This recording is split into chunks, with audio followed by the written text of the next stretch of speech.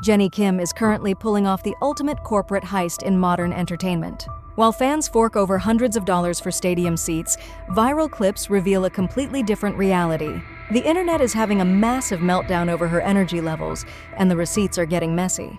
Welcome back to the Internet Report. For years, the industry marketed this specific performer as a flawless deity. Suddenly, the narrative flipped into an absolute disaster. Snark subreddits are multiplying by the hour, documenting what netizens call a blatant drop in execution. This is not a simple bad day. It is a recurring pattern that has divided the entire pop community. Is this a genuine case of creative burnout, or are we witnessing a calculated corporate exit strategy?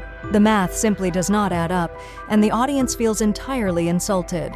We have a lot of dark data to unpack. Let us dissect the chaotic business model of K-pop's premier untouchable influencer right now. Let us zoom straight into the receipts.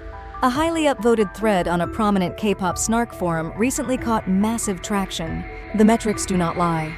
We are talking 318 upvotes and 66 highly engaging comments, with almost everyone completely agreeing.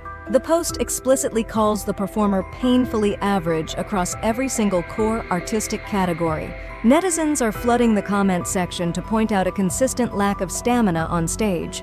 They claim her live choreography looks heavily restricted compared to the rest of the group. The criticism even dragged her recent Western television acting debut.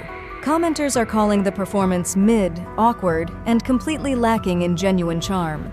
When a public figure is marketed as the ultimate trendsetter, expectations skyrocket. Expectation met reality, and it was ugly. The backlash takes a darker turn when industry privileges enter the conversation. Viral replies are now accusing the label of artificially pushing her popularity since day one. They point out her high-profile pre-debut collaborations with massive stars like G-Dragon as clear evidence of corporate favoritism. The public sentiment suggests her position in the spotlight was handed out, not earned. Netizens are calling her an industry plant, bringing up exclusive outfits, constant center placements, and unfair screen time. She got the only solo debut for 3 years, and the internet argues none of it was deserved. A single critical post garnered 143 upvotes for stating her rise was purely artificial. The internet is turning against the narrative of self-made stardom. Fandom loyalty is testing its absolute limits as the backlash doubles down.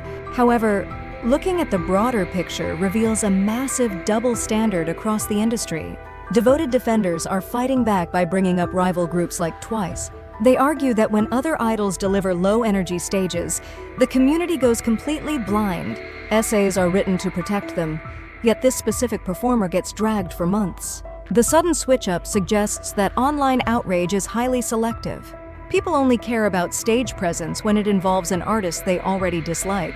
This toxic dynamic creates a massive cultural divide within online spaces.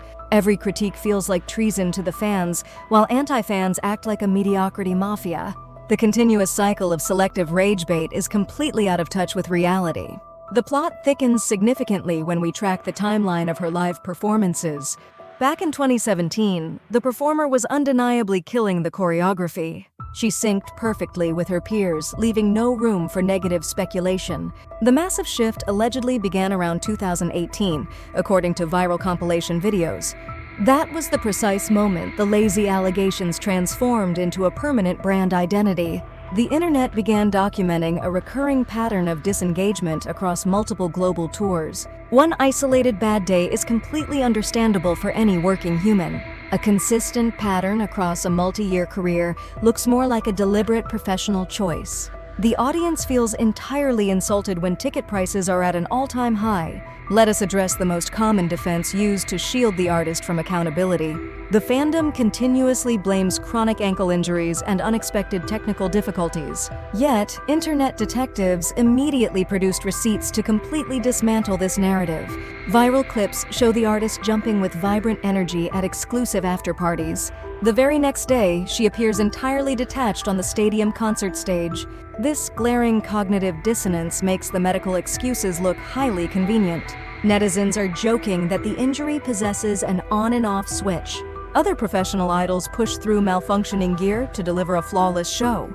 Here, a minor technical issue consistently causes the entire performance to grind to a sudden halt.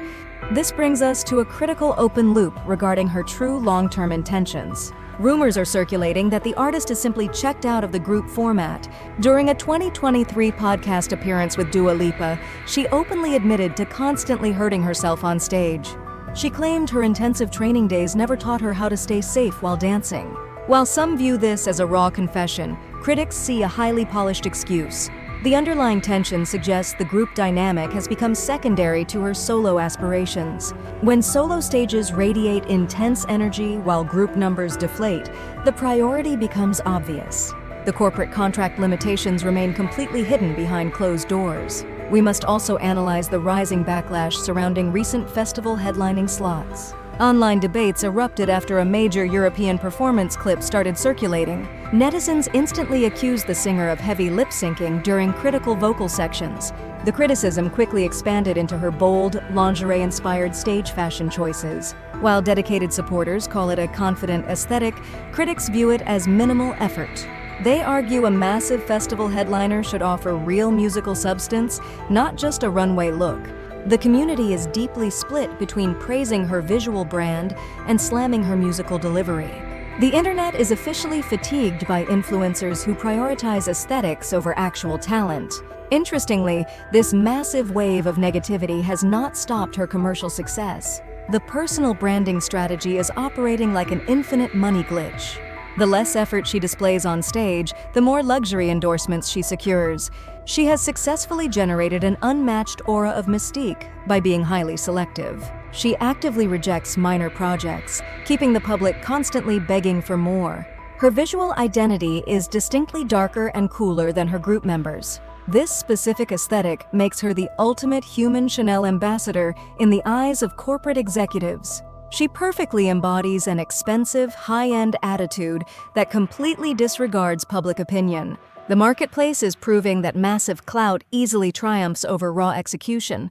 This phenomenon highlights a fascinating contrast with fellow member Lisa. While Lisa is widely recognized as the most technically skilled dancer, her recent branding faced major hurdles.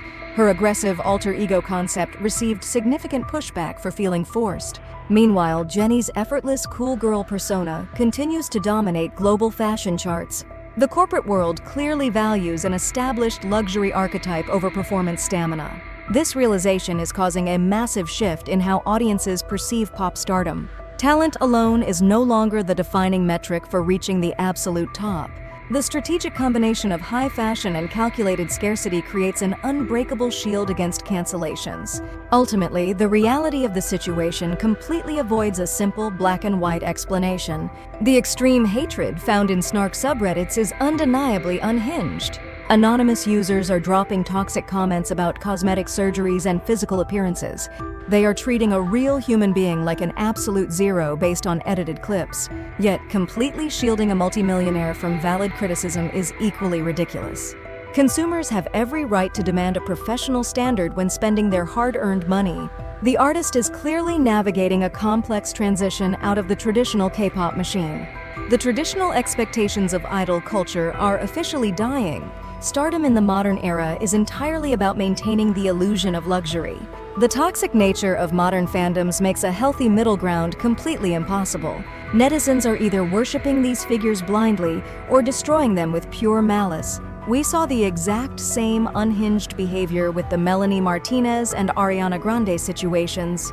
Fandom spaces have completely devolved into zones of extreme hostility. The moment an outsider offers a valid critique, the community treats it as legal warfare.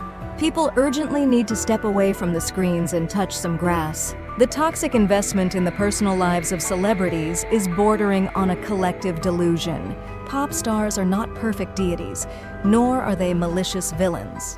They are highly corporate products navigating a system fueled entirely by public attention. This absolute obsession proves one thing: branding is the ultimate survival tool. The performer successfully separated her luxury status from her musical duties. She no longer needs to dance in sync to maintain her massive cultural power. The internet will continue to pump out rage bait. The stadium tours will continue to sell out. The infinite money glitch is fully operational. The rules of the game have changed forever.